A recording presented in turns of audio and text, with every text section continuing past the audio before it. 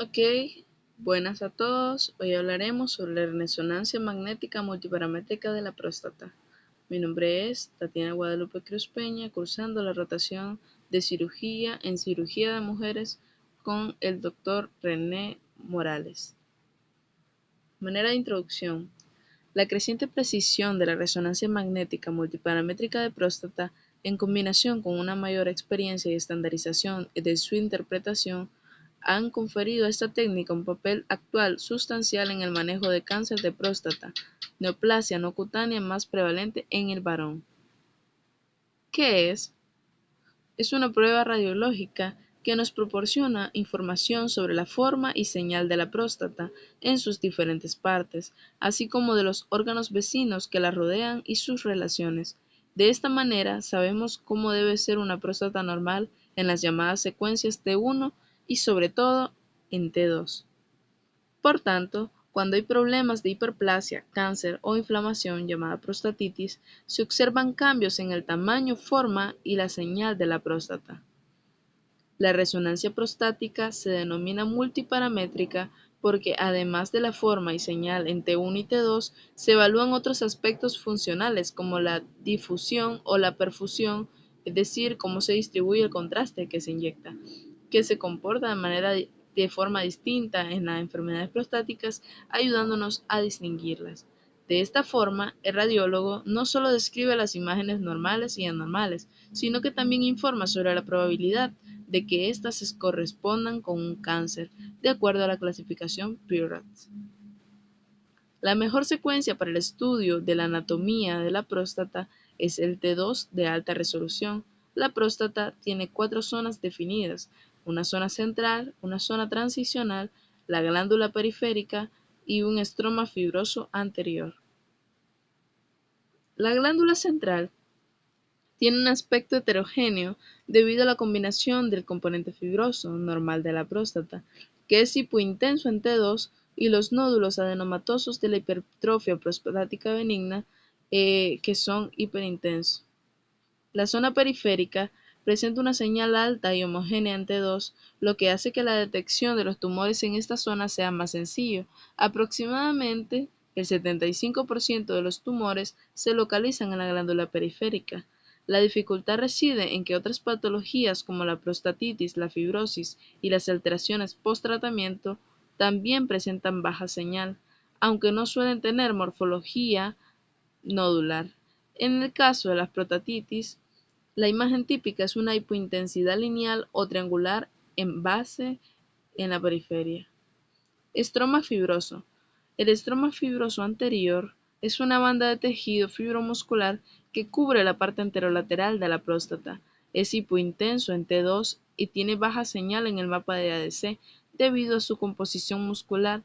El estroma fibromuscular anterior varía en su prominencia entre los individuos, es más prominente en individuos jóvenes y disminuye en los casos de hipertrofia prostática benigna. El distintivo del estroma fibromuscular anterior es la situación en línea media, la posición simétrica y la ausencia de captación de contraste. Importancia. La resonancia magnética de próstata multiparamétrica es capaz de detectar aproximadamente el 85% de los cánceres de próstata, especialmente aquellos que son significativos, es decir, de cierta agresividad, y tienen suficiente tamaño. Su sensibilidad es máxima para tumores con volúmenes mayores a 0,2 cc, equivalentes a 7 milímetros de diámetro. Las últimas guías recomiendan incluso realizarla antes de la primera biopsia en pacientes con elevación de los niveles del antígeno prostático específico o PSA, o también en presencia de un tracto rectal patológico o de ambas condiciones. El desarrollo de la resonancia magnética multiparamétrica de próstata conlleva una necesidad permanente de actualización de los estándares de realización, interpretación e informe radiológico, con el fin de optimizar su implantación y aceptación clínica. Preparación para el paciente. Se realiza una evacuación rectal con un microenema autoadministrado el día de la prueba, una evacuación de gas rectal por sonda o jeringa opcional y dieta blanda 2 días antes. Evacuación vesical. Antes de comenzar suele ser incompleta por el tipo de paciente. Espasmolítico: botilbromuro de escopolamina 20 mg IV en infusión lenta en 2 fracciones, antes de la prueba y 2 minutos antes de la secuencia de difusión. Está contraindicado en retenciones agudas de orina y en hipertensión intraocular. Entre otras, debemos considerar la abstinencia eyaculatoria de 3 días. Esto es opcional y se le dan instrucciones al paciente como inmovilidad, respiración libre superficial y la duración. Se destaca también la utilidad de agentes espasmolíticos para reducir la motilidad intestinal y la consiguiente borrosidad de imágenes.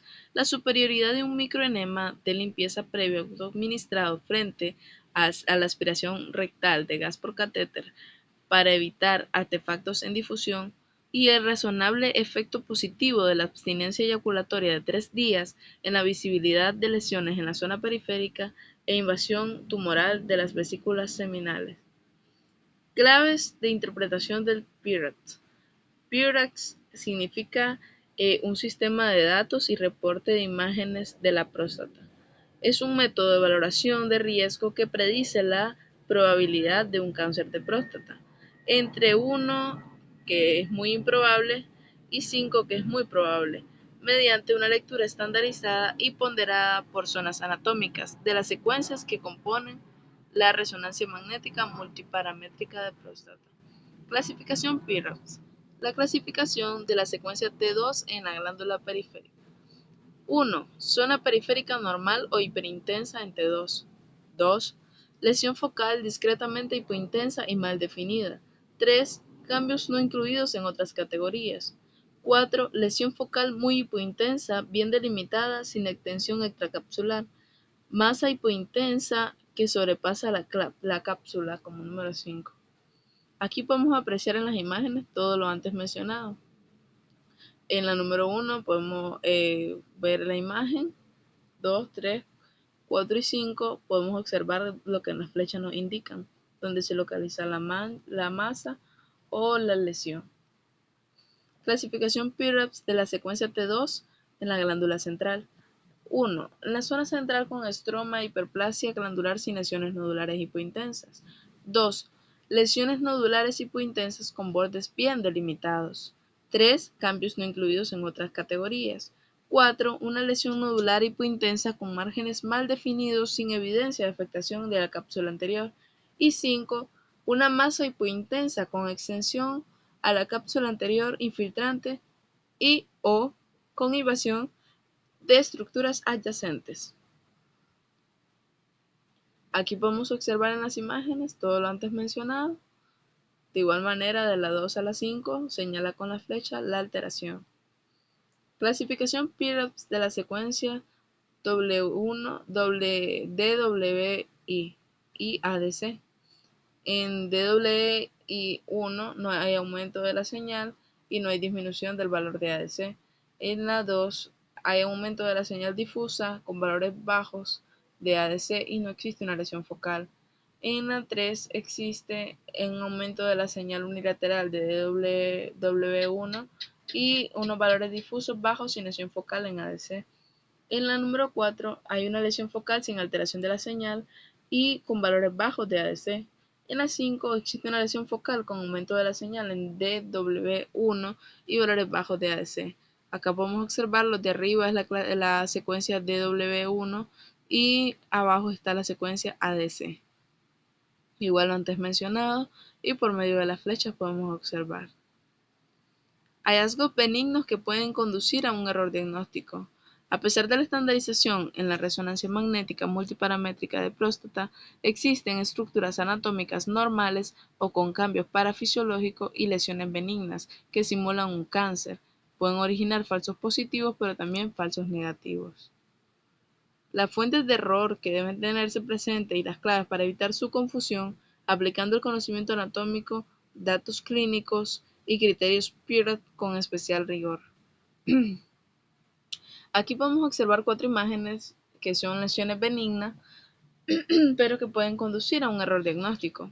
La A es un signo de oclusión de hemorragia.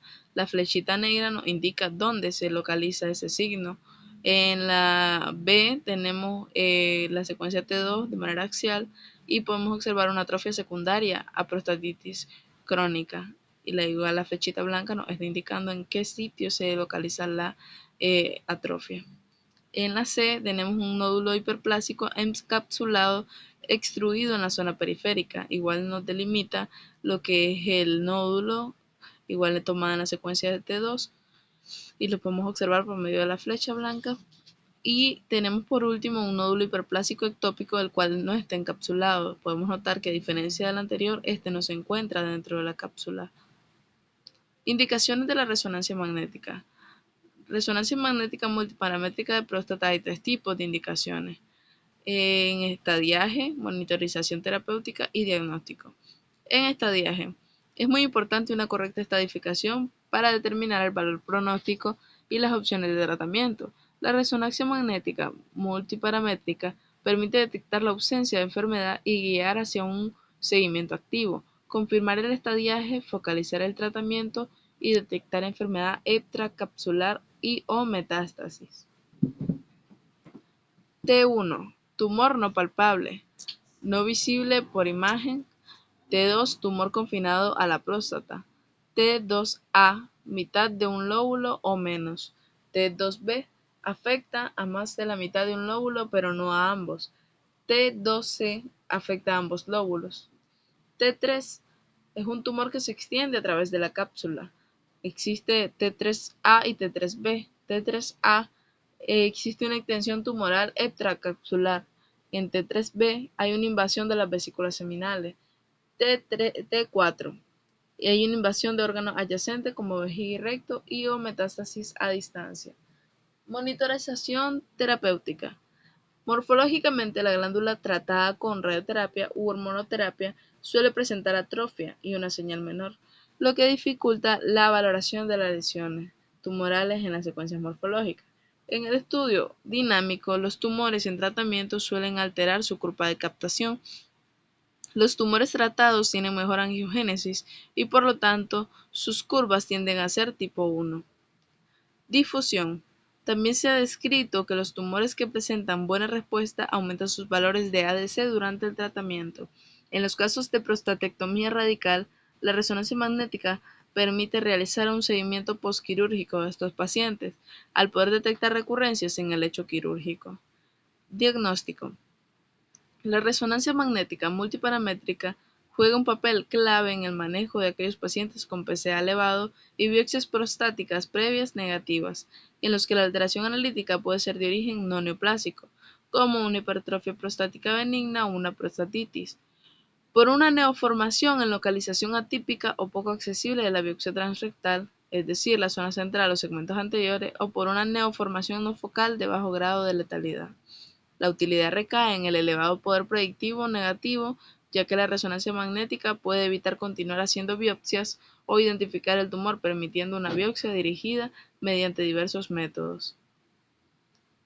Aquí podemos observar un esquema anatómico axial de la próstata del adulto con correlación con imagen axial de secuencia potenciada entre dos. Lo que se encuentra en color amarillo es lo que es la zona periférica, lo que se encuentra en blanco es la zona transicional, la franja que se encuentra en rojo es la zona central, la cápsula quirúrgica o pseudocápsula es la que se encuentra delimitada por la flecha blanca.